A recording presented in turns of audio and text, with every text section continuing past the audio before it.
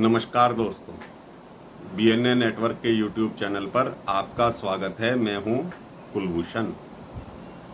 बात करेंगे और संक्षिप्त चर्चा करेंगे मिस्टर राहुल गांधी, जो कि अब सांसद नहीं रहे, आज सूरत कोर्ट में अपनी याचिका लेकर गए थे। उनका जाना कहां तक उचित था, ये तो जनता तय करेगी।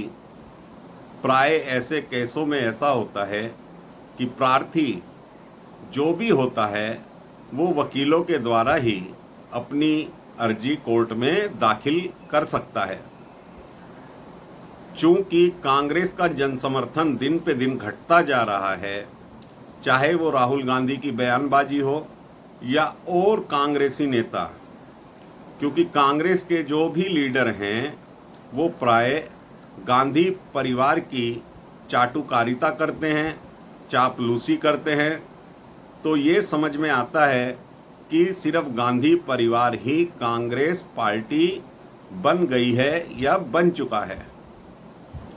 चाहे कांग्रेस के अध्यक्ष हों खड़गे साहब, चाहे दिग्विजय सिंह हों, कमलनाथ हों, ये सब लोग वो ही करते हैं जो गांधी परिवार कहता है।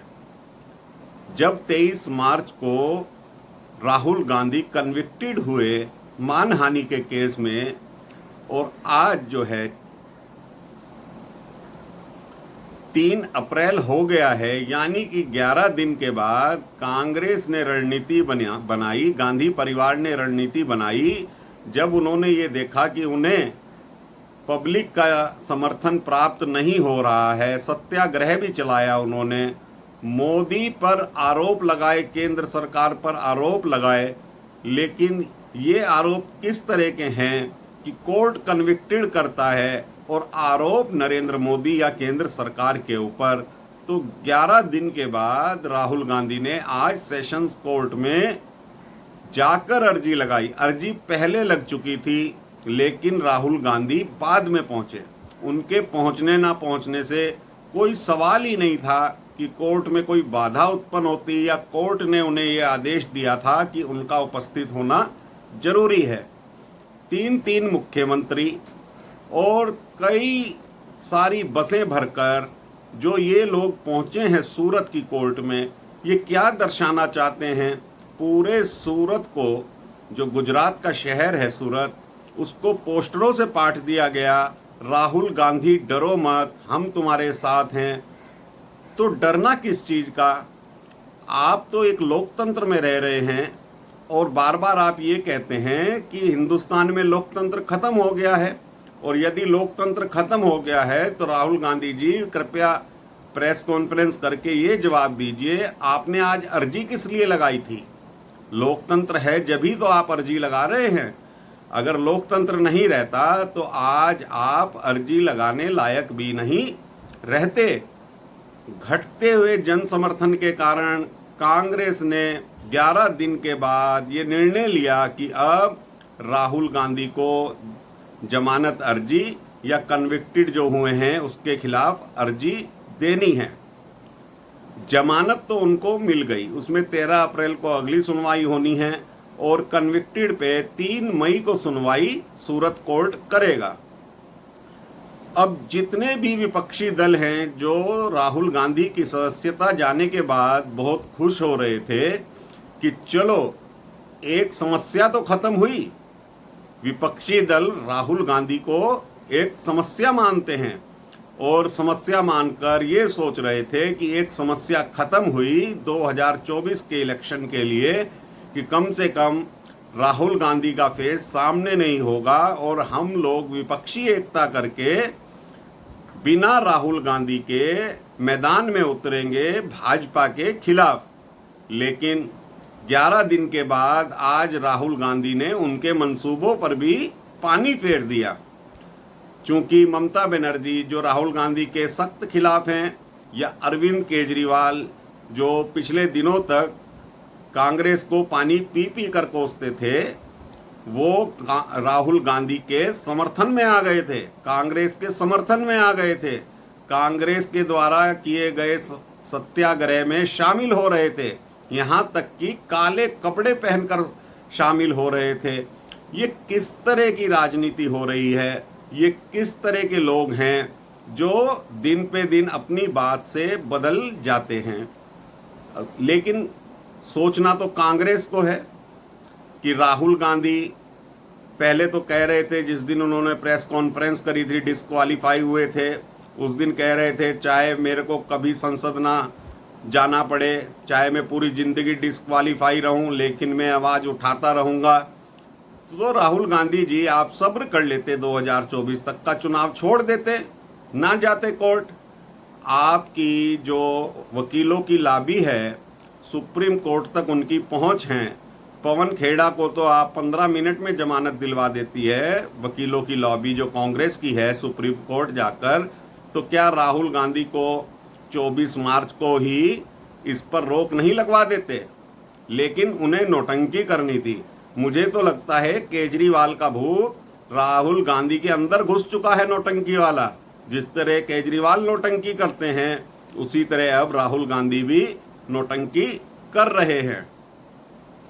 अब सोचना तो दर्शकों जनता को है कि इस तरह की नीतियां या इस तरह के कार्य जो कांग्रेस कर रही है, क्या ये देश हित में है? क्या लाओ लश्कर को ले जाना, कोर्ट के बाहर प्रदर्शन करना, ये कोर्ट की अवमानना नहीं तो क्या है? आपको सत्याग्रह करना है, आप संसद घेरिए, संसद में आवाज़ उठाइए। अभी तो आपके 52 सांसद हैं, वहाँ आवाज़ उठा सकते हैं आप। लेकिन कोर्ट के निर्णय पे सत्याग्रह करना, ये तो शोभा नहीं देता लोकतंत्र में। हाँ, सरकार आपके खिलाफ कोई कार्रवाई करे या कुछ भी करती है केंद्र सरकार या कोई राज्य सरकार, तो उसके खिलाफ आप धरना प्रदर्शन कर सकते हैं। लेकिन राहुल गांधी जो अपने बड़बोलेपन के लिए जाने जाते हैं, लोग उन्हें क्या क्या कहते हैं वो तो आपको मालूम ही है। हैशटैग पप्पू चलाओ तो किसका नाम आता है, तो ये बताने की ज़रूरत नहीं है। तो इसीलिए राहुल गांधी राजनीति में फेल हो गए हैं। प्रियंका गांधी ने भी जोर शोर का हमला करने की कोशिश करी थी 23 तारीख से कि मेरे भाई को जो है प्रधानमंत्री मोदी बहुत कुछ कर रहे हैं, इस तरह से व्यवहार कर रहे हैं, अगर इन्होंने अदानी का मुद्दा पूछ लिया लोकसभा में तो इनकी सदस्यता खत्म करवा दी।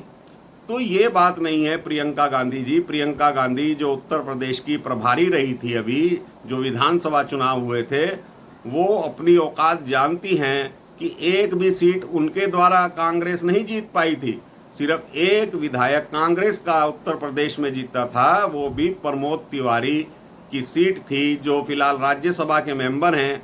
उनकी लड़की वहां से विधायक चुनी गई थी, वो उनकी परंपरागत सीट है। तो बार बार ये प्रियंका गांधी को भी आगे कर देते हैं, कभी राहुल गांधी को आगे कर देते हैं। ये किस तरह की राजनीति कांग्रेस कर रही है? इससे तो कांग्रेस का ही नुकसान होगा। ये बार बार मोदी को मौका देते हैं, भाजपा को मौका देते हैं कि इनके खिलाफ कोई कार्रवाई हो। अगर कांग्रेस ये नीतियां नहीं छोड़ेगी तो 2024 में जो अभी 52 सांसद हैं उनके, उससे भी उनके सांसद कम हो जाएंगे। अब देखना यह है कि आज के बाद राहुल गांधी क्या रणनीति अपनाते हैं, विपक्ष को किस तरह से साथ लेते हैं। अब तो ये तय तो हो गया है कि विपक्ष कांग्रेस के साथ तो नहीं आएगा। ममता बनर्जी, अरविंद केजरीवाल, केसीआर राव, ये 3 लोग ऐसे हैं जो कांग्रेस के साथ नहीं जाएंगे। और जो अन्य दल हैं उसमें अखिलेश यादव हों, मायावती हों, हाँ बिहार में नीतीश और तेजस्वी कांग्रेस का समर्थन लेते भी रहेंगे और देते भी रहेंगे, लेकिन अन्य विपक्षी दल को साधने में राहुल कामयाब नहीं हो पाएंगे। राहुल गांधी जो अपना शहीदी का नाटक कर रहे थे, आज तो ये चोला उनका उतर गया है। अच्छा ये रहता कि राहुल गांधी जिस दिन कन्विक्टेड हुए थे, उनकी लीगल टीम उससे नेक्स्ट डे या 2-3 दिन के बाद हाई कोर्ट या सुप्रीम कोर्ट या सेशंस कोर्ट में जाती, उनकी कन्विक्टेड पे स्टे कर देती, जिससे उनकी सदस्यता भी बची रह सकती थी, उनका बंगला भी बचा रह सकता था और वो संसद में जाकर बहुत कुछ बोल सकते थे। अब कांग्रेस की दुविधा देखिए, वो लोकसभा स्पीकर के खिलाफ अविश्वास प्रस्ताव ला रहे हैं, जबकि संसद का सदन जो है वो 6 अप्रैल तक ही चलेगा। अब देखना ये है, ममता बनर्जी उस अविश्वास प्रस्ताव के खिलाफ हैं, उन्होंने मना कर दिया हम कांग्रेस का साथ नहीं देंगे। उधर शरद पवार ने भी मना कर दिया कि ये प्रक्रिया सही नहीं है।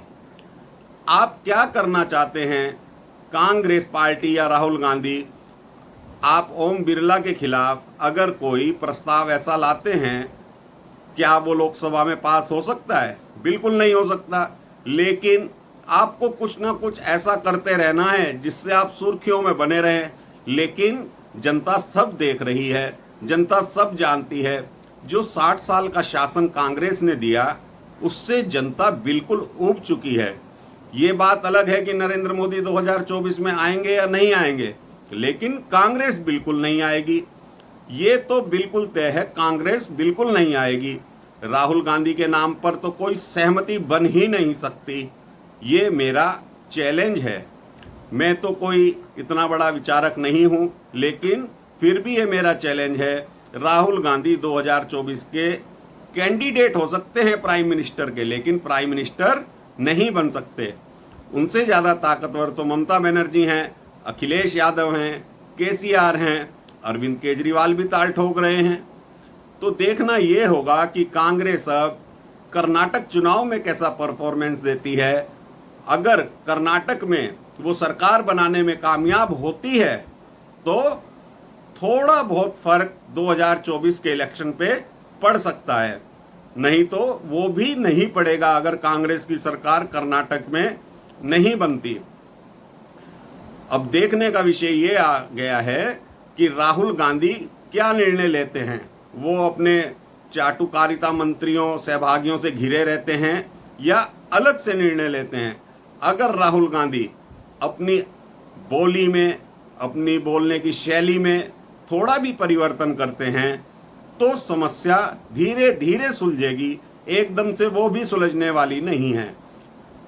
तो सोचना कांग्रेस को है, विपक्ष को है कि वो अगले चुनाव तक क्या रणनीति अपनाते हैं। लेकिन ये नौटंकी जो राहुल गांधी ने की है या कांग्रेस ने की है, ये लोकतंत्र के लिए अच्छी बात नहीं है। इतने लाव लश्कर को ले जाना कोर्ट के अंदर, कोर्ट के निर्णय के खिलाफ सत्याग्रह करना, अब कहना तो चाहिए नहीं, लेकिन बड़ा दुख होता है। क्यों नहीं सुप्रीम कोर्ट ने संज्ञान लिया इस बात पर? क्यों नहीं सेशंस कोर्ट ने आज संज्ञान लिया? इतने लोग ले जाने की, 3-3 मुख्यमंत्री का क्या काम था वहां पर जाने का? कोई काम नहीं था, सिर्फ एक चाटुकारिता करनी थी। वो चाटुकारिता आज जनता देख रही है। तो दोस्तों, ये कंटेंट मेरा आपको कैसा लगा प्लीज़ आप शेयर करके बताइए और चैनल को सब्सक्राइब जरूर कीजिए, बेल आइकॉन दबाइए। फिर जैसा होता है अगले मुद्दे पर फिर मिलते हैं। नमस्कार, धन्यवाद, जय हिंद, वंदे मातरम।